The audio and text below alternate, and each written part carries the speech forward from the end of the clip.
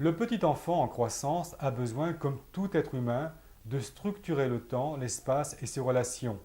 Pour continuer d'exister, il a besoin des autres. Sans eux, il ne pourrait vivre. Cette dépendance du bébé aux autres et principalement aux parents les rend tout-puissants, car cela leur permet de poser sous forme d'injonctions des interdits au comportement spontané de l'enfant. Ces injonctions proviennent de l'état du moi enfant des parents. Elles sont à l'origine du sort jeté, ce peut être il deviendra quelqu'un de grand, comme il deviendra voleur comme son père. Les injonctions s'adressent à l'état du moi enfant, du petit garçon ou de la petite fille.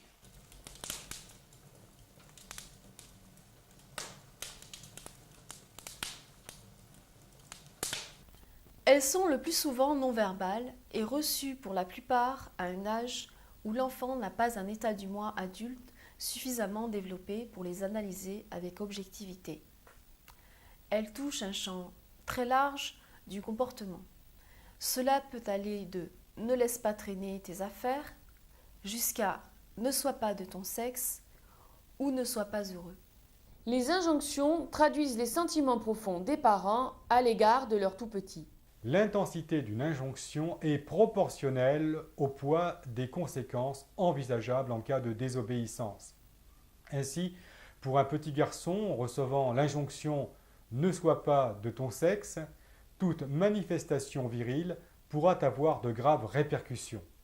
Mais elle pourra tout aussi bien se solder de la part des parents par une légère désapprobation.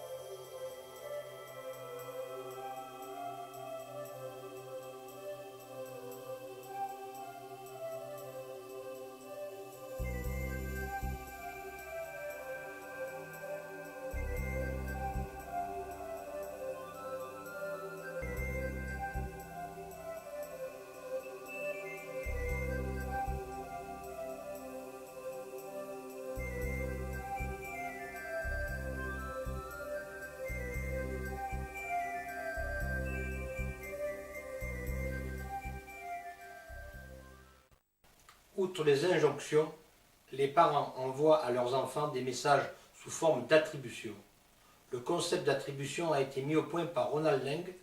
Il explique comment les parents poussent leurs enfants à faire des choses plutôt qu'à ne pas les faire.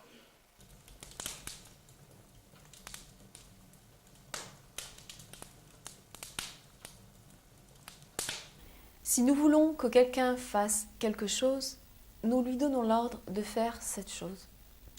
Mais si nous voulons que cette personne soit ce que nous avons envie qu'elle soit, il ne suffira pas pour nous de lui en donner l'ordre, mais il faudra la persuader qu'elle est ce que nous avons envie qu'elle soit. Souvent, les parents induisent des attitudes qui sont le contraire, si on les interrogeait, de ce qu'ils avoueraient comme désir pour leurs enfants.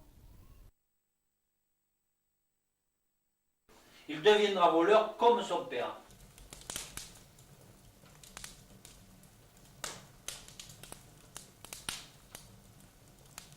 Je lui dis de ne pas avoir peur des filles, mais il est si craintif, n'est-ce pas mon chéri?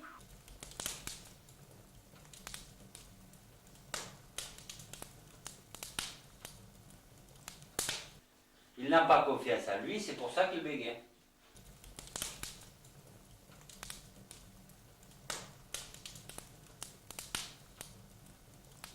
Comment veux-tu qu'il réussisse ses études? Il est nul en maths.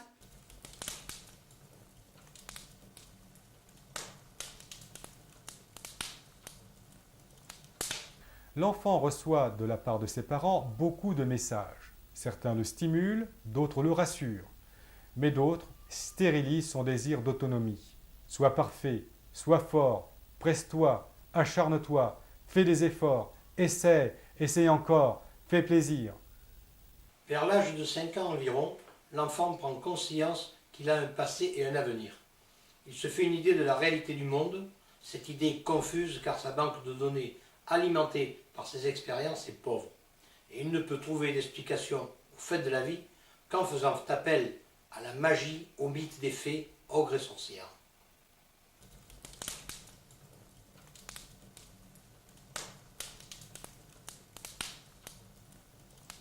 L'enfant a besoin de défendre son intégrité. Il a remarqué combien telle ou telle attitude pouvait produire à son encontre des coups, des caresses, de plus en regard de ses parents ou de ses substituts. Il reçoit suffisamment de consignes pour cerner le plus souvent leurs attentes, leurs désirs. Aussi, lorsque la pression est forte, l'enfant décide, de façon consciente, de se doter d'un plan de vie.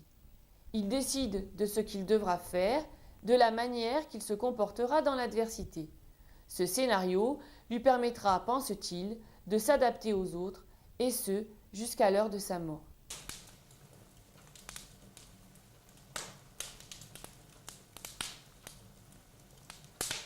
Le malheur de l'histoire, c'est que les décisions prises par l'enfant, avec sa logique en formation, même si elles sont adaptées sur le moment, si elles sont une solution raisonnable, un compromis entre son désir d'autonomie et les injonctions reçues, ne sont plus adaptées lorsque le contexte a changé, que l'enfant a grandi.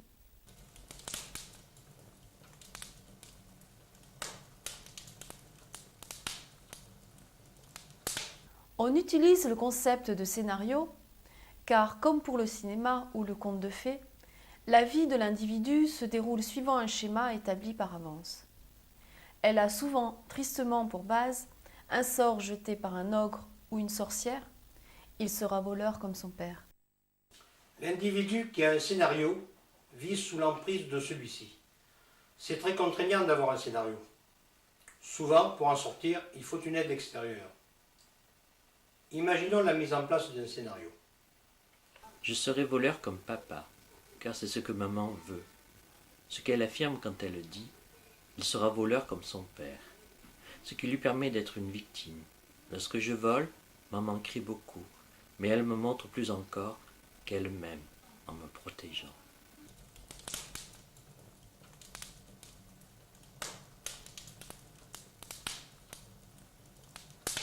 La matrice du scénario est un diagramme mis au point par Steiner, qui permet de rendre compte en un seul coup d'œil de tous les éléments d'un scénario. Il existe des scénarios dramatiques, de folie, de suicide, de toxicomanie. Mais heureusement, un scénario n'est pas immuable, car il repose sur des décisions conscientes prises durant la petite enfance, et il peut être annulé par des décisions tout aussi conscientes prises dans le présent. Il suffit pour s'affranchir de son scénario de le découvrir afin de s'en fabriquer un meilleur.